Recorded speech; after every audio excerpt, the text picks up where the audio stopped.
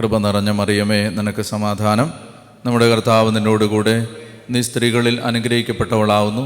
നിന്റെ ഉദരഫലമായ നമ്മുടെ കർത്താവ് യേശു മിശിഹ വാഴ്ത്തപ്പെട്ടവനാവുന്നു. പരിശുദ്ധ മറിയമേ, തമ്പുരാൻ്റെ അമ്മയെ, പാപികളായ ഞങ്ങൾക്ക് വേണ്ടി ഇപ്പോഴും എപ്പോഴും ഞങ്ങളുടെ മരണസമയത്തും തമ്പുരാനോട് അപേക്ഷിച്ചു വരണമേ. ആമേൻ. പിതാവിനും പുത്രനും പരിശുദ്ധാത്മാവിനും സ്തുതി. ആമേൻ. ഹല്ലേലൂയ. നമ്മൾ മർക്കോസിൻ്റെ സുവിശേഷ പഠനത്തിലാണ്. മർക്കോസിൻ്റെ സുവിശേഷത്തിൻ്റെ 11-ാം അധ്യായത്തിൻ്റെ 25 വരെയാണ് നമ്മൾ മനസ്സിലാക്കിയത്. മർക്കോസിൻ്റെ സുവിശേഷം 11-ാം അധ്യായത്തിൻ്റെ 25 വരെ. അവിടെ നമ്മൾ കണ്ടത് അത്തിമരത്തിൻ്റെ ചുവട്ടിലൂടെ ഈശോ കടന്നു പോകുന്ന സമയത്ത് ആത്തിമരം ഉണങ്ങിപ്പോകുന്നതായിട്ട് കാണുന്നു. അപ്പോൾ നമ്മളവിടെ മനസ്സിലാക്കിയിരുന്നു, ആത്തി സൂചിപ്പിക്കുന്നത് ഇസ്രായേൽ എന്ന മതത്തെയാണ്, അല്ല യഹൂദ മതത്തെയാണ്. അപ്പോൾ ആ പശ്ചാത്തലത്തിലാണ് അതിൻ്റെ വ്യാഖ്യാനത്തെ നമ്മൾ കാണേണ്ടത്. അത് നമ്മൾ കണ്ടതാണ്. ഇനി അതുമായി ബന്ധപ്പെട്ട് ഒരു ചെറിയ സൂചന കൂടി മാത്രം ഇന്ന് വെച്ചിട്ട് നമുക്ക് അടുത്ത ഭാഗത്തേക്ക് പോകാം. അതായത് അവിടെ പറയുന്നത് എങ്ങനെയാണ്, ആരെങ്കിലും, ഈശോ പറയുകയാണ് 23-ാമത്തെ വാക്യം, മർക്കോസ് 11:23, സത്യമായി ഞാൻ നിങ്ങളോട് പറയുന്നു. സത്യമായി എന്ന് പറഞ്ഞാൽ അത് ഉറപ്പിച്ച് പറയുകയാണ്. എന്ന് പറഞ്ഞാൽ അത് ലൈറ്റായിട്ട് എടുക്കരുത് എന്നുള്ളതിന് ആമുഖമായിട്ട് കർത്താവ് എപ്പോഴും പറഞ്ഞുകൊണ്ടിരുന്ന ഒരു വാക്കാണത്, സത്യം സത്യമായി. ആമേൻ ആമേൻ. അപ്പോൾ അത് ട്രൂലി ട്രൂലി, സത്യം സത്യമായി എന്ന് പറഞ്ഞാൽ ആ വാക്യങ്ങൾ, അത്തരം വാക്യങ്ങളെ നിസ്സാരമായിട്ട് നമ്മൾ എടുക്കാൻ പാടില്ല. അത് വളരെ പഞ്ച് ലൈനാണ്. അപ്പോൾ അതുകൊണ്ടാണ് അങ്ങനെ പറയുന്നത്. അപ്പോൾ കർത്താവ് പറയുകയാണ്, സത്യമായി ഞാൻ നിങ്ങളോട് പറയുന്നു, ആരെങ്കിലും ഈ മലയോട് ഇവിടെ നിന്ന് മാറി കടലിൽ ചെന്ന് വീഴുക എന്ന് പറയുകയും ഹൃദയത്തിൽ ശങ്കിക്കാതെ താൻ പറയുന്നത് സംഭവിക്കുമെന്ന് വിശ്വസിക്കുകയും ചെയ്താൽ അവനത് സാധിച്ചു കിട്ടും. ഇങ്ങനെ മല മാറാൻ വേണ്ടി പ്രാർത്ഥിച്ച ആളുകളുടെ കഥകൾ ഞാൻ വായിച്ചിട്ടുണ്ട്. അങ്ങനെ മല മാറിയ കഥകളും ഞാൻ കേട്ടിട്ടുണ്ട്. എന്ന് പറഞ്ഞാൽ ഇങ്ങനെ മല അവിടുന്ന് മാറിപ്പോകാൻ വേണ്ടി പ്രാർത്ഥിച്ചിട്ട് ചുമ്മാ രാവിലെ എഴുന്നേറ്റപ്പോൾ ഒരു വെളിവുകേടുണ്ടായിട്ട് പ്രാർത്ഥിച്ചല്ല, മറിച്ച് സീരിയസ് ആയിട്ട് ഇപ്പോൾ ആ മല ഒരു ബ്ലോക്കാണ് അവരുടെ ഡെവലപ്മെൻറ്റിന് എങ്കിൽ, അല്ലെങ്കിൽ ഈ മല വരുന്ന വലിയൊരു പ്രശ്നമാവും ആ മല അവിടെ നിൽക്കുന്നത്, അങ്ങനെ പറഞ്ഞ് പ്രാർത്ഥിച്ചിട്ട് മല മാറിപ്പോയ അനുഭവങ്ങൾ ഞാൻ വായിച്ചിട്ടുണ്ട്. മാറിപ്പോയെന്ന് പറഞ്ഞാൽ അത് ഒരു ദിവസം ഒരു സുപ്രഭാതത്തിൽ പൊങ്ങിപ്പോയി കടലിൽ വീഴുക എന്നല്ല, മറിച്ച് ഗവൺമെൻറ് ഒരു പ്രോജക്റ്റ് കൊണ്ടുവന്നിട്ട് മല ഇടിച്ച് നിരത്തി അത് റോഡാക്കി. അങ്ങനെ ഒരു സംഭവം ഞാൻ കേട്ടിട്ടുണ്ട്. പക്ഷേ യഥാർത്ഥത്തിൽ കർത്താവ് ഇവിടെ ഉദ്ദേശിക്കുന്ന അതല്ല. എന്ന് പറഞ്ഞാൽ ലിറ്ററലി നമ്മൾ രാവിലെ മുതലിപ്പം ഹിമാലയ പർവ്വതം അവിടെ നിന്ന് മാറി തിരുവനന്തപുരത്ത് വരട്ടെ എന്ന് പറയേണ്ട ആവശ്യമില്ല നമുക്ക്. കാരണം മല എവിടെയാണോ അത് നിൽക്കേണ്ടത് അവിടെ ഓൾറെഡി കർത്താവ് നിർത്തിയിട്ടുണ്ട്. ഇപ്പോൾ ആ മല അവിടുന്ന് മാറി ഇങ്ങോട്ട് വരുമെന്ന് പറയേണ്ട ആവശ്യമില്ല. അപ്പോൾ അതുകൊണ്ട് ഇതിനൊന്നും ലിറ്ററൽ അല്ല, അക്ഷരാർത്ഥത്തിലല്ല, മറിച്ച് ഇവിടെ ഇതിനൊരു പശ്ചാത്തലമുണ്ട്. ആ പശ്ചാത്തലം എന്താണെന്ന് വെച്ചാൽ, ഈ സെറൂബാബേൽ, ആ പേര് നിങ്ങൾ കേട്ടിട്ടുണ്ടാവും, സെറൂബാബേൽ. ഈ സെറൂബാബേൽ എന്ന് കേട്ടിട്ടില്ലെങ്കിലും നിങ്ങൾ ഇത് കേട്ടിട്ടുണ്ടാവും. എന്താണ്? സൈന്യബലത്താലല്ല, കരബലത്താലല്ല, എൻ്റെ ആത്മാവിനാലാണ്. അപ്പോൾ ആ വചനം പറയുന്നത് ആരോടാണ്? എൻ്റെ ദാസനായ സെറൂബാബേലിനോട് പറയുക എന്ന് പറഞ്ഞിട്ടാണ് ആ വചനം പറയുന്നത്. അപ്പോൾ ആരാണ് ഈ സെറൂബാബേൽ? സെറൂബാബേൽ എന്ന് പറഞ്ഞാൽ ഈ ബാബിലോൺ അടിമത്തത്തിൽ നിന്ന് ദൈവം ജനത്തെ വിമോചിപ്പിച്ച് വാഗ്ദത്ത നാട്ടിലേക്ക് തിരിച്ചു കൊണ്ടുവരുമ്പോൾ, ആ ബാബിലോൺ അടിമത്തത്തിൽ നിന്ന് മോചിപ്പിച്ച് കൊണ്ടുവന്നപ്പോൾ ആ ഈ ലാൻഡ് മുഴുവൻ തകർന്നു കിടക്കുകയാണ്. എന്ന് പറഞ്ഞാൽ നഗരകവാടങ്ങൾ അഗ്നിക്കരയായി കിടക്കുകയാണ്. ജെറുസലേം ദേവാലയം കത്തിച്ച് ചാമ്പലാക്കിയിട്ടാണ് നെബൂഖദ്നേസർ ഇവരെ കൊണ്ടുപോയത്. അപ്പോൾ അങ്ങനെ ഈ നഗരം തകർന്നു കിടക്കുന്നു, ദേവാലയം തകർന്നു കിടക്കുന്നു. ഇതെല്ലാം പുതുക്കി പണിയാൻ, പ്രത്യേകിച്ച് ദേവാലയം പുതുക്കി പണിയാൻ ദൈവം അഭിഷേകം ചെയ്ത ചെറുപ്പക്കാരനാണ് സെറൂബാബേൽ. നമ്മൾ കാണേണ്ടത് ഇതാണ്, ഈ ബാബിലോൺ അടിമത്തത്തിൽ നിന്ന് ജനത്തെ തിരിച്ചു കൊണ്ടുവരുന്നത് മുഴുവൻ യൂത്താണ്. അത് ആരംഭിച്ചത് ചെറുപ്പക്കാരിലാണ്. ആ റിന്യൂവൽ ആരംഭിച്ചത് ചെറുപ്പക്കാരിലാണ്. ഇപ്പോൾ ഉദാഹരണത്തിന് ദാനിയേൽ, ഷദ്രാഖ്, മെഷാഖ്, അബദ്നെഗോ, അല്ലേ, ഹനനിയ, അസറിയ, മെഷായേൽ എന്ന് പറയുന്ന ആ ചെറുപ്പക്കാർ, അവരിലാണത് ആരംഭിച്ചത്. ബാബിലോൺ അടിമത്തത്തിൽ കിടക്കുന്ന സമയത്ത് അവർ ജെറമിയ പറഞ്ഞ വാഗ്ദാനങ്ങളിൽ വിശ്വസിച്ചു. ജെറമിയ പറഞ്ഞു 70 വർഷം പൂർത്തിയാകുമ്പോൾ ദൈവം തൻ്റെ ദാസനെ അയക്കും, നിങ്ങളെ വിടുവിക്കും. യേശയ്യാ പ്രവചിച്ചിട്ടുണ്ടായിരുന്നു, നദികളെ ഞാൻ വരണ്ടുണക്കിയതാക്കി മാറ്റും, ആഴങ്ങളോട് ഞാൻ ഉണങ്ങിപ്പോകാൻ കൽപ്പിക്കും, എന്നിട്ട് എൻ്റെ ദാസനായ സൈറസിൻ്റെ വലതുകരം ഞാൻ പിടിക്കും, എന്നിട്ട് കുന്നുകൾ നിരപ്പാക്കും, നഗരകവാടങ്ങൾ അടയ്ക്കപ്പെടാതെ തുറന്നു കിടക്കുന്നൊക്കെ പറഞ്ഞ് യേശയ്യാ 44 അവസാനം 45 ആരംഭത്തിലൊക്കെ പറയുന്ന വാക്യങ്ങൾ. അപ്പോൾ ഈ വാഗ്ദാനങ്ങളിൽ വിശ്വസിച്ചു ഈ ചെറുപ്പക്കാർ. അത് ജീവിതത്തിൽ ഇപ്പം നമ്മളിപ്പോൾ ഇന്ന് ജീവിക്കുന്ന കാലത്തും ക്രൈസിസ് ഉണ്ട്. പേഴ്സണൽ ലൈഫിലും ഉണ്ട്, നമ്മുടെ സഭയിലും ഉണ്ട്. അപ്പോൾ ഈ ക്രൈസിസ് കാണുമ്പോൾ സാധാരണ ജനത്തിൻ്റെ മനസ്സ് മടുക്കും, അല്ലേ? വിശ്വാസം പോവും, ഇവരൊക്കെ എന്തേ കാണിക്കുന്നതെന്ന് ചോദിക്കും. പക്ഷേ യഥാർത്ഥത്തിൽ ദൈവത്തോട് ചേർന്ന് നിൽക്കുന്ന മനുഷ്യരെ സംബന്ധിച്ചിടത്തോളം ഓരോ ക്രൈസിസും അവരിങ്ങനെ കാണും. അതായത് ദൈവത്തിൻ്റെ വാഗ്ദാനം പൂർത്തിയാവാനുള്ള സന്ദർഭമാണിത്. ഈ ക്രൈസിസൊക്കെ അവരുടെ മനസ്സ് മടുപ്പിക്കില്ല. അവരെന്ത് ചെയ്യുന്നറിയാമോ?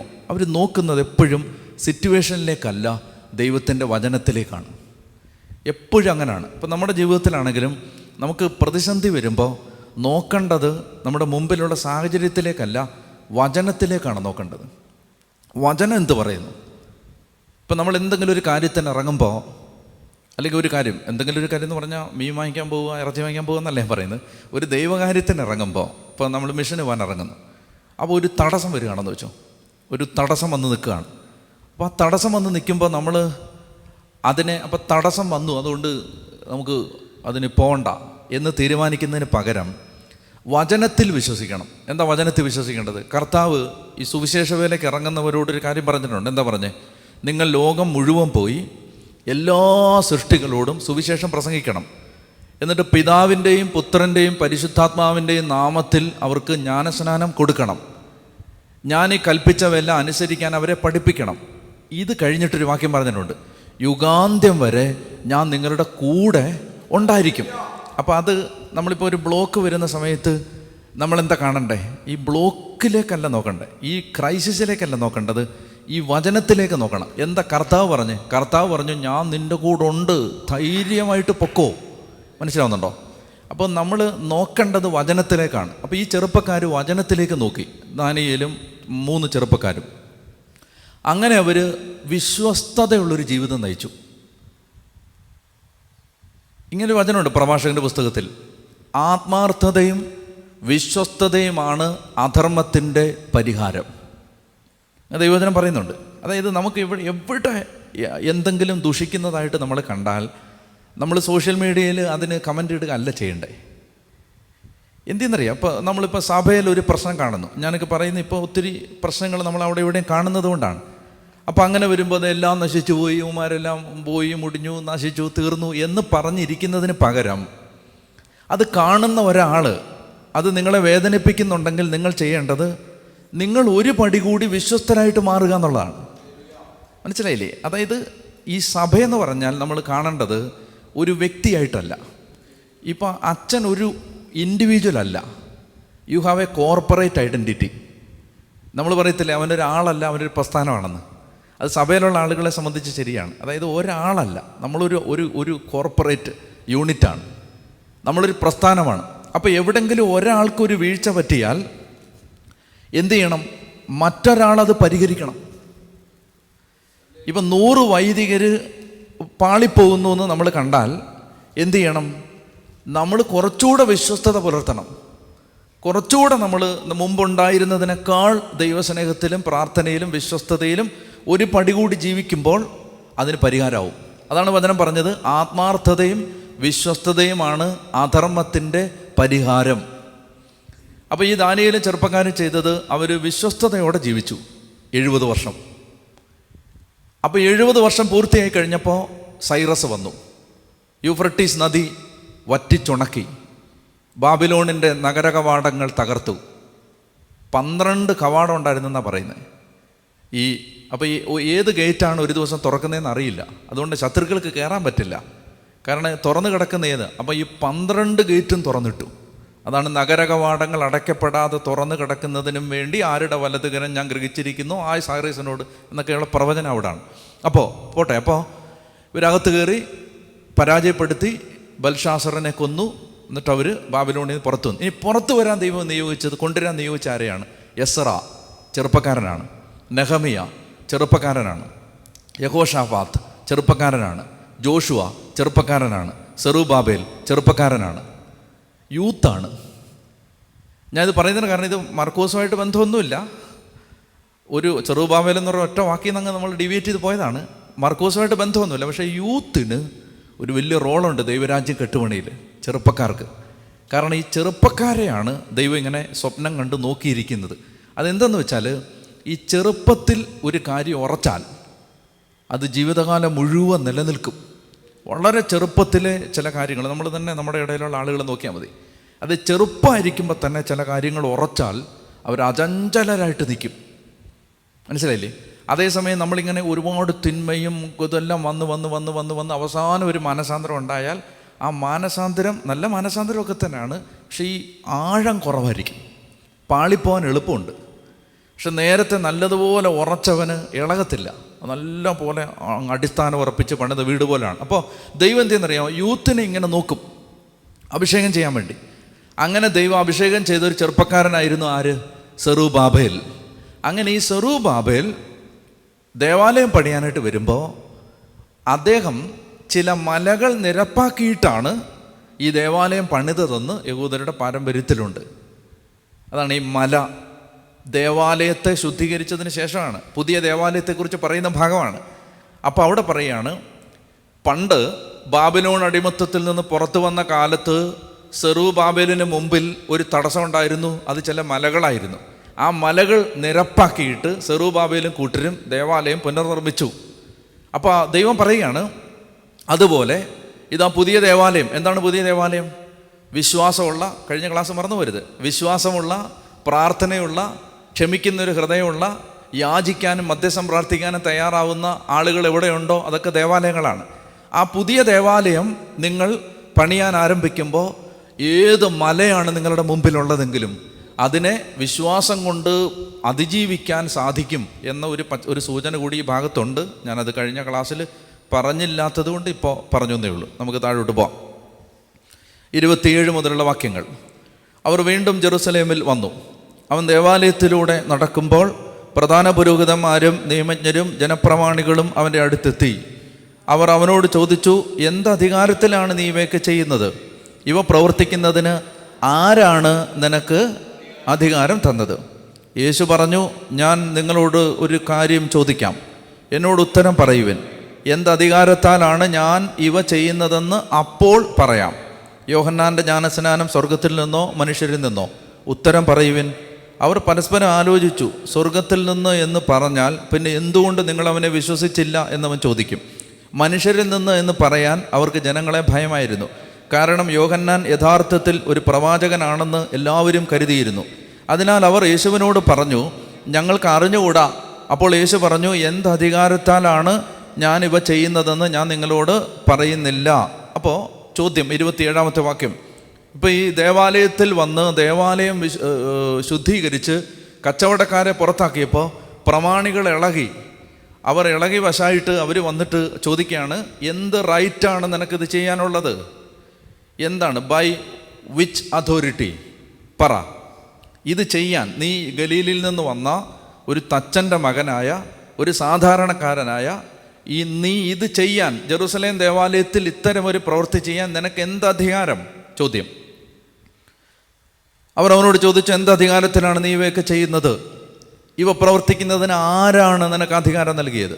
ഈ ചോദ്യത്തിന് ഉത്തരമാണ് ഇനി വരുന്ന ഈ തുടർന്നുള്ള ഭാഗവും ഇനി മുന്തിരിത്തോട്ടത്തിലെ കൃഷിക്കാരുടെ ഉപമ താഴോട്ട് വരുന്ന ഭാഗവും. ഈ 2 ഭാഗങ്ങളും ഈ ചോദ്യത്തിനുള്ള ഉത്തരമാണ്. എനിക്ക് എന്താ അധികാരം എന്ന് ഈശോ പറയുകയാണ്. അപ്പോൾ ആദ്യം ഈശോ ഉത്തരം പറയുന്നില്ല. ഉത്തരം പറയുന്നതിന് പകരം കർത്താവ് ഉത്തരത്തെ ഒരു മറു ചോദ്യം കൊണ്ട് നേരിടുകയാണ്. അത് ഈശോയുടെ ഒരു സ്റ്റൈലായിരുന്നു എപ്പോഴും.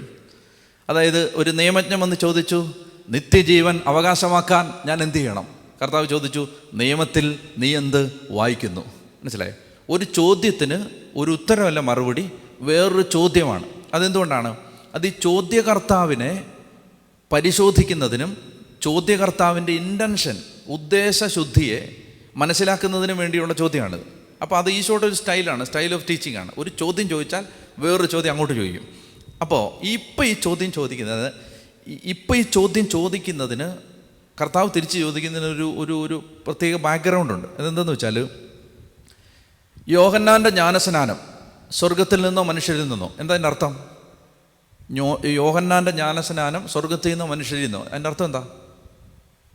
യോഹന്നാനെ ശരിക്കും ദൈവം നിയോഗിച്ച് വിട്ടതാണോ അതോ യോഹന്നാൻ തന്നെ ഒരു മിനിസ്ട്രി തുടങ്ങിയതാണോ? ഇതല്ലേ? ഇവനോട് ചോദിക്കുക, നിനക്കെന്താ അധികാരം? അപ്പോൾ ഈശോയുടെ തിരിച്ചുള്ള ചോദ്യം, യോഹന്നാൻ എന്താ അധികാരം?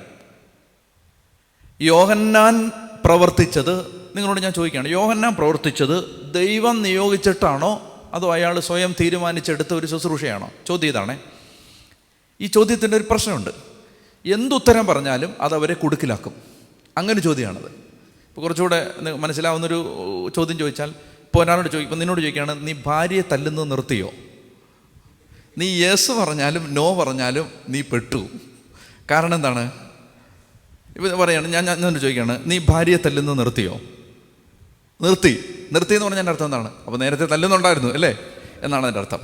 നീ ഭാര്യയെ തല്ലുന്നത് നിർത്തിയോ? ഇല്ലെന്ന് പറഞ്ഞാൽ എന്താ? ഇപ്പോഴും തല്ലുന്നുണ്ട്. മനസ്സിലാകുന്നുണ്ടോ? അത് അങ്ങനെയുള്ള ചോദ്യങ്ങളുണ്ട്. മനുഷ്യനെ ഏതുത്തരം പറഞ്ഞാലും അവൻ പെട്ടുപോകുന്ന ചോദ്യങ്ങളുണ്ട്. അങ്ങനത്തെ ഒരു ചോദ്യമാണിത്. യോഹന്നാൻ്റെ ജ്ഞാനസ്നാനം സ്വർഗത്തിൽ നിന്നോ മനുഷ്യരിൽ നിന്നോ? സ്വർഗത്തിൽ നിന്ന് എന്ന് ഉത്തരം പറഞ്ഞാൽ പിന്നെ എന്തുകൊണ്ട് നിങ്ങൾ അവനെ കേട്ടില്ല എന്ന് തിരിച്ചു ചോദിക്കും. മനുഷ്യരിൽ നിന്നൊന്ന് ഉത്തരം പറഞ്ഞാൽ ചുറ്റും ആളുകൾ നിൽപ്പുണ്ട്. യോഹന്നാനെ വലിയൊരു പ്രവാചകനായിട്ട് പരിഗണിച്ചിരുന്ന ആളുകൾ ചുറ്റും നിൽക്കുകയാണ്. അവർ കയറി കഴുത്തിന് പിടിക്കും. മനസ്സിലാകുന്നുണ്ടോ? അപ്പോൾ അതുകൊണ്ട് അവരെന്ത് ചെയ്യുന്നറിയാമോ? അവർ പറയുകയാണ്, ഞങ്ങൾക്ക് അറിഞ്ഞുകൂടാന്ന് പറഞ്ഞു. അപ്പോൾ കർത്താവ് പറഞ്ഞു, എന്നാൽ പിന്നെ ഞാനും പറയുന്നില്ല. എന്ത് അധികാരത്തിനാണ് ഞാനിത് ചെയ്തത്? ഇതിങ്ങനെ പറഞ്ഞെങ്കിലും കർത്താവ് ഇനി എന്ത് അധികാരത്തിനാണെന്ന് പറയാൻ പോവാണ്. അപ്പോൾ ഇവിടെ ഒന്നാമത് നമ്മൾ മനസ്സിലാക്കേണ്ടത്, എന്തിനാണ് ഈ യോഹന്നാനെ ഇപ്പോൾ ഇവിടേക്ക് വലിച്ചിഴച്ചത്? യോഹന്നാൻ്റെ ഉദാഹരണം എന്തിനാണ് ഇപ്പോൾ ഇവിടെ പറയുന്നത്? അതിനൊരു ഉത്തരം ഇതാണ്. യോഹന്നാൻ്റെ പ്രവാചക ശുശ്രൂഷയെ ഈ ചോദ്യകർത്താക്കൾ അംഗീകരിച്ചാൽ അവർക്ക് യേശുവിനെ അംഗീകരിക്കേണ്ടി വരും. എന്തുകൊണ്ട്? യേശുവിനെ യഹൂദ മതത്തിന് പരിചയപ്പെടുത്തിയത് യോഹന്നാനാണ്. അതുകൊണ്ടാണ് യോഹന്നാൻ ഇപ്പോൾ ഇവിടേക്ക് കൊണ്ടുവരുന്നത്. അപ്പോൾ കർത്താവ് പറയാണ്, എൻ്റെ അധികാരം സ്വർഗത്തിൽ നിന്നാണെന്ന് സാക്ഷ്യപ്പെടുത്തിയ ഒരാൾ നിങ്ങളുടെ ഇടയിലുണ്ടായിരുന്നു. അധികാരം എന്തധികാരം? അതിൻ്റെ ഉത്തരമാണ് എന്തധികാരം? എൻ്റെ അധികാരം എന്താണ്? എന്നെക്കാൾ വലിയവൻ എൻ്റെ പിന്നാലെ വരുന്നു, അവൻ്റെ ചെരുപ്പിൻ്റെ കെട്ടഴിക്കാൻ പോലും ഞാൻ യോഗ്യനല്ല, അവൻ പരിശുദ്ധാത്മാവിനാൽ അഗ്നിയാലും സ്നാനം നൽകും എന്ന് പറഞ്ഞ് യഹൂദ മതത്തിലെ വിശ്വാസികൾക്ക് യേശുവിനെ അന്ന് വരെ പരിചയമില്ലാത്തൊരു സമൂഹത്തിന് പരിചയപ്പെടുത്തിയ ഒരു മഹാപ്രവാചകൻ, വലിയ പ്രവാചകനായിട്ട് അവരപ്പോൾ യോഹന്നാനെ പരിഗണിച്ചിരുന്നു. യോഹന്നാൻ മരിച്ചു കഴിഞ്ഞു. അപ്പോൾ ആ യോഹന്നാൻ എന്നെ പരിചയപ്പെടുത്തി എന്നതാണ് എൻ്റെ അധികാരം. എൻ്റെ അധികാരം എന്താണ്? ഞാൻ സ്വർഗത്തിൽ നിന്നാണ്, ഞാൻ പുത്രനാണ് എന്ന് കർത്താവ് പറയുകയാണ്. അതാണ് ഒന്നാമത്തെ ഭാഗം. അപ്പോൾ ഉത്തരം അറിയാനുള്ള സത്യസന്ധതയിൽ നിന്നായിരുന്നില്ല ഈ ചോദ്യം, മറിച്ച് കൊടുക്കാൻ വേണ്ടിയായിരുന്നു. അതുകൊണ്ട് അവരുത്തരം പറഞ്ഞത് ഇങ്ങനെയാണ്, ഞങ്ങൾക്ക് അറിഞ്ഞുകൂടാ. അപ്പോൾ വായിച്ചേ. യേശു പറഞ്ഞു, ഞാൻ നിങ്ങളോടൊരു കാര്യം ചോദിക്കാം, എന്നോട് ഉത്തരം പറയുവൻ. എന്തധികാരത്തിലാണ് ഞാനിവ ചെയ്യുന്നതെന്ന് അപ്പോൾ പറയാം. യോഹന്നാൻ്റെ ജ്ഞാനസ്നാനം സ്വർഗത്തിൽ നിന്നോ മനുഷ്യരിൽ നിന്നോ? ഉത്തരം പറയുവൻ. അവർ പരസ്പരം ആലോചിച്ചു. സ്വർഗത്തിൽ നിന്ന് എന്ന് പറഞ്ഞാൽ പിന്നെ എന്തുകൊണ്ട് നിങ്ങളവനെ വിശ്വസിച്ചില്ല എന്നവൻ ചോദിക്കും. മനുഷ്യരിൽ നിന്നെന്ന് പറയാൻ അവർക്ക് ജനങ്ങളെ ഭയമായിരുന്നു. കാരണം യോഹന്നാൻ യഥാർത്ഥത്തിൽ ഒരു പ്രവാചകനാണെന്ന് എല്ലാവരും കരുതിയിരുന്നു. അതിനാൽ അവർ യേശുവിനോട് പറഞ്ഞു, ഞങ്ങൾക്ക് അറിഞ്ഞുകൂടാ. അപ്പോൾ യേശു പറഞ്ഞു, എന്ത് അധികാരത്താലാണ് ഞാനിവ ചെയ്യുന്നതെന്ന് ഞാനും നിങ്ങളോട് പറയുന്നില്ല. കണ്ണുകളടച്ച് പ്രാർത്ഥിക്കാം. കർത്താവായ ദൈവമേ, വിശ്വാസത്തിലും പ്രാർത്ഥനയിലും ദൈവസ്നേഹത്തിലും ഞങ്ങൾ ദേവാലയങ്ങൾ പണിതുയർത്തണമെന്നും ആ ദേവാലയങ്ങളിൽ ദൈവമേ എല്ലാ പ്രതിസന്ധികളെയും അതിജീവിക്കുന്ന ആഴമായ വിശ്വാസം ഞങ്ങൾ നിലനിർത്തണമെന്നും അങ്ങ് ഞങ്ങൾക്ക് പറഞ്ഞു തന്നു. ദൈവമായ കർത്താവെ, ഞങ്ങൾ കർത്താവായ യേശുവിൻ്റെ അധികാരത്തെ, കർത്താവായ യേശുവിലൂടെ വെളിപ്പെട്ട സുവിശേഷത്തിൻ്റെ അധികാരത്തെ മാനിക്കുന്നവരായിട്ട് മാറാനും അങ്ങ് ഞങ്ങളെ സഹായിക്കണമെന്ന് ഞങ്ങൾ പ്രാർത്ഥിക്കുന്നു. നന്മ നിറഞ്ഞ മറിയമേ സ്വസ്തി, കർത്താവ് അങ്ങയുടെ കൂടെ സ്ത്രീകളിൽ അങ്ങ് അനുഗ്രഹിക്കപ്പെട്ടവളാവുന്നു. അങ്ങയുടെ ഉദരഫലമായ ഈശോ അനുഗ്രഹിക്കപ്പെട്ടവനാവുന്നു. പരിശുദ്ധ മറിയമേ തമ്പുരാൻ്റെ അമ്മേ, പാപികളായ ഞങ്ങൾക്ക് വേണ്ടി ഇപ്പോഴും എപ്പോഴും ഞങ്ങളുടെ മരണസമയത്തും തമ്പുരാനോട് അപേക്ഷിച്ചു വരണമേ. ആമേൻ. പിതാവിനും പുത്രനും പരിശുദ്ധാത്മാവിനും സ്തുതി. ആമേൻ.